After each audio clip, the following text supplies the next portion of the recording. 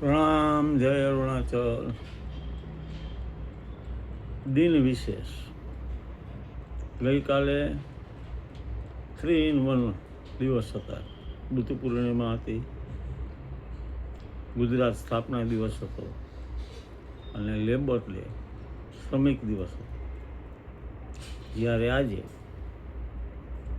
2/5/2026ના દિવસે એક વિશેષ દિવસ છે. આપ કદાચ જાણતા પણ હશો, આજે છે નારદ જયંતિ. નારાયણ નારાયણ શબ્દનો ઉચ્ચાર જ્યારે થાય એટલે આપણને જે યાદ આવે એ નારદ. નારદ સૂત્ર, નારદ ભક્તિ સૂત્ર પુસ્તિકા વાંચવા જેવી છે. એમાં એના વિશિષ્ટ અને ગહન રીતે સૂત્રો આપ્યા છે. અહીંયા આપણે નારદ જયંતિના નિમિત્તે, દિન વિશેષ નિમિત્તે નારદજી વિશે થોડું જાણીએ. ભારતીય સંસ્કૃતિમાં આપ જાણો છો તેમ દેવર્ષિ નારદનું સ્થાન અત્યંત વિલક્ષણ અને મહત્વપૂર્ણ છે. તેમને બ્રહ્માંડના પ્રથમ સંદેશાવાહક ગણાય છે. આદિ પત્રકાર માનવામાં આવે છે. પૌરાણિક માન્યતા મુજબ નારદ મુનિ બ્રહ્માજીના માનસ પુત્ર છે. નારદ શબ્દનો અર્થ થાય છે નારમ દદાતિ ઇતિ નારદ. નારમનો મતલબ આપણને ખ્યાલ હશે જ્ઞાન, એટલે કે જે જ્ઞાન પ્રદાન કરે છે તે નારદ. તેઓ સતત ત્રણેય લોકમાં ભ્રમણ કરતા રહે. તેમના એક હાથમાં મહતી નામની વીણા છે અને મુખ પર નિરંતર નારાયણ નારાયણનું રટણ હોય છે.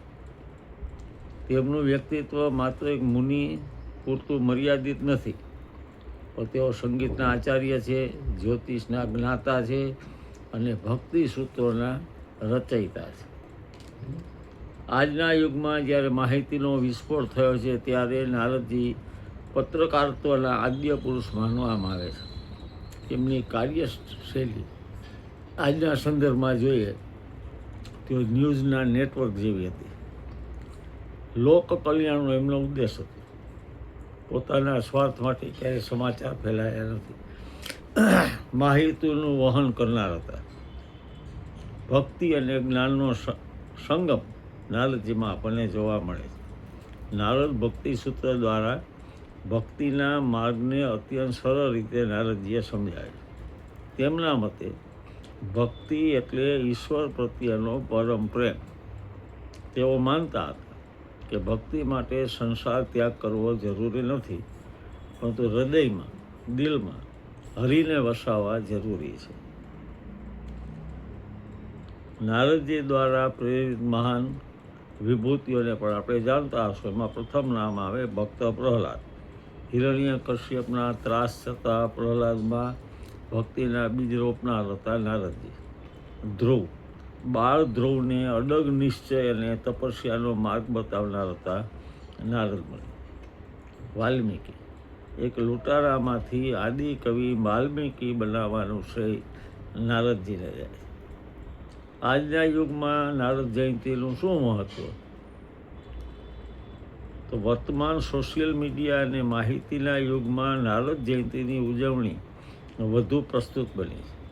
વિશ્વ સંવાદ દિવસ તરીકે પણ આ દિવસને ઓળખવામાં આવે છે. સાચી માહિતીનો આગ્રહ. ફેક ન્યૂઝના જમાનામાં નારદજી પાસેથી શીખવા જેવું છે કે માહિતી હંમેશા સત્યને વળગેલી અને કલ્યાણકારી હોવી જોઈએ. વિવાદ નહીં, પણ સંવાદ હોવો જોઈએ. નારદજી વિશે ઘણું બધું લખાયું છે. નારદજી દ્વારા લખાયેલ ભક્તિ સૂત્ર વાંચવા જેવું છે. અમારા ગુરુદેવ શ્રી ગોરજીએ પણ નારદ ભક્તિ સૂત્ર પુસ્તિકા રૂપે પ્રકાશિત કરેલ. નારદ ભક્તિ સૂત્ર ખરેખર સમજવા જેવું છે. તો આજના દિન વિશેષમાં નારાયણ નારાયણનો જાપ કરતા મહામુનિ શ્રી નારદજીને કોટી કોટી વંદન. પ્રણામ. આપ એમના વિશે વિશેષ પણ જાણવાનો પ્રયત્ન કરજો. મોક્ષદા જાનીનો આભાર એટલા માટે કે ગુરુવાર 23 એપ્રિલ 2026 સંદેશની અંદર મોક્ષદા જાનીએ આમના વિશે લેખ લખેલો અને શીર્ષક જ એવું આપેલું કે નારદજી શ્રી નારાયણની અવિરત ભક્તિના પ્રતીક. તો આ વિશિષ્ટ પુરુષને વંદન.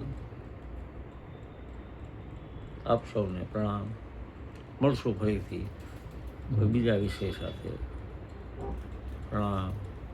જય અરુણ.